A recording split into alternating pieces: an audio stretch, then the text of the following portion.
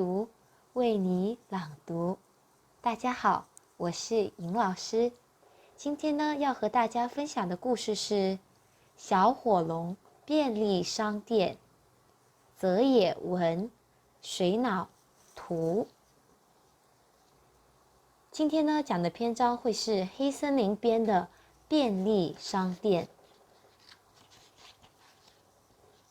叮咚，便利商店的门开了，小火龙探头进来。阿婆，我来啦！正在店里挑零食的王子们全都吓了一跳，纷纷拔出剑来。不要紧张，没事没事。坐在柜台后面的老巫婆从老花眼镜下面抬起眼说：“他是……”一位手里拎着王子面的王子问：“新来的打工者。”原来如此，王子们纷纷把剑收回了剑鞘。巫婆向小火龙挥挥手说：“快进来，外面冰天雪地的，暖气都跑掉了。”是。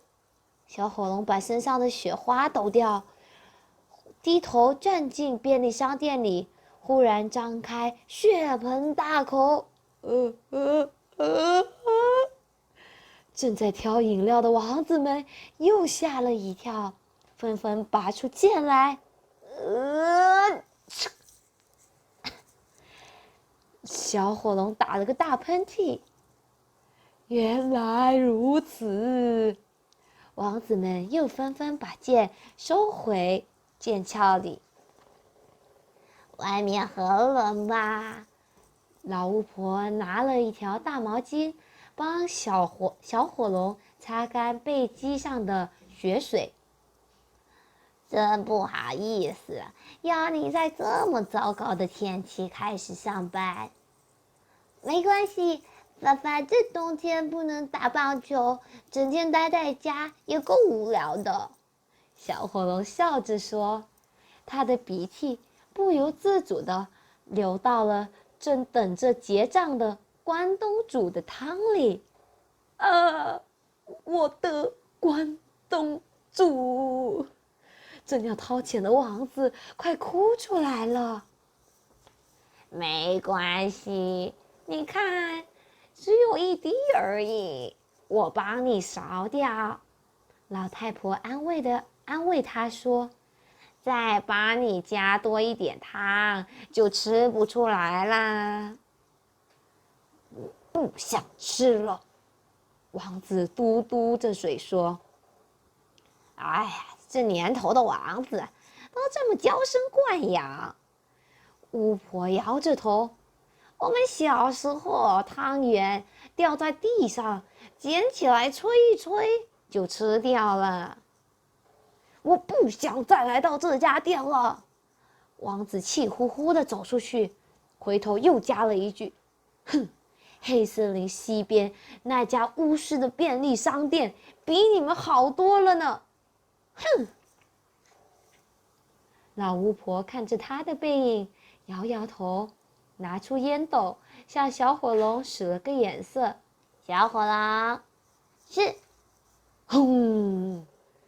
小火龙从鼻孔喷出一道火焰，其他正在排队等着结账的王子们被吓了一跳，纷纷拔出剑来。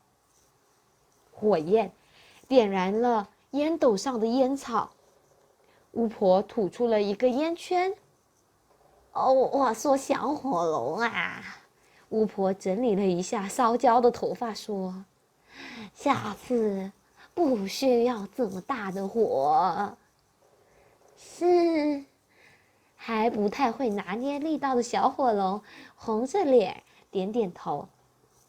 王子们把剑收回剑鞘，然后从口袋里拿出手帕，把被火焰熏得黑乎乎的脸孔擦了擦。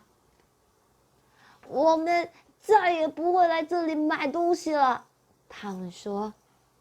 叮咚，便利商店的门开了，王子们争先恐后地冲出门，逃上马背，逃离了黑森林东边的这家便利商店。啊，顾客全跑光了。老巫婆抽着烟斗，看着窗外说：“雪越下越大了，黑森林东边唯一的便利商店显得好孤单。”